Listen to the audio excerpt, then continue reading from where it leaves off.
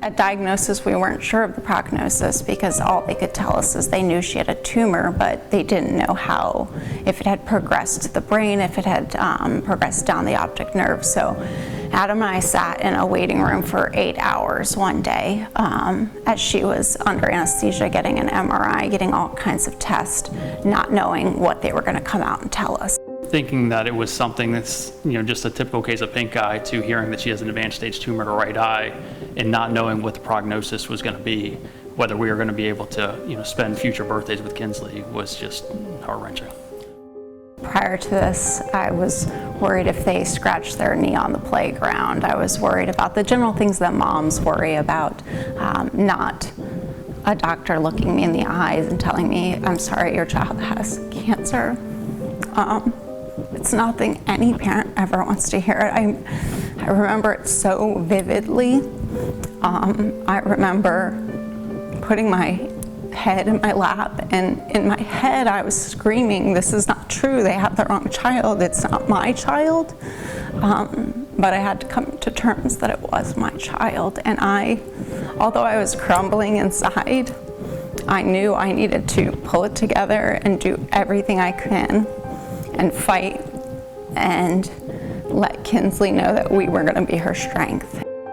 Nothing gives you greater perspective in life than going through something as extreme as this. To see that, see the courage that she was showing, seeing the strength that she had, and really that's what kept us going.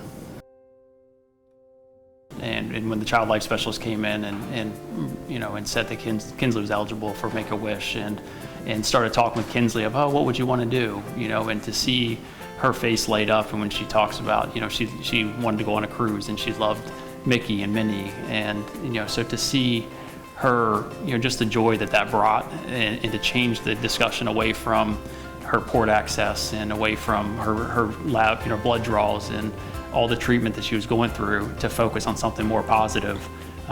It was just such a joy. There were so many parts on that cruise that I was so emotional because, it was just a year ago that we were sitting there waiting for MRI results, and now we were sitting there waiting for Mickey to come into a room. It was, I can't even express how awesome that felt for us as a family. Yeah, Kinsley she's always had a very positive spirit, but she really showed it on this cruise, and being able to just run around the ship and again be free and do whatever she wanted to really do, whether it was get ice cream at 10 o'clock in the morning or spend time with meeting all the princesses. She to see that, again, her light up, day in and day out throughout the entire cruise was just an awesome thing to see. And you don't forget about where we were just a year ago.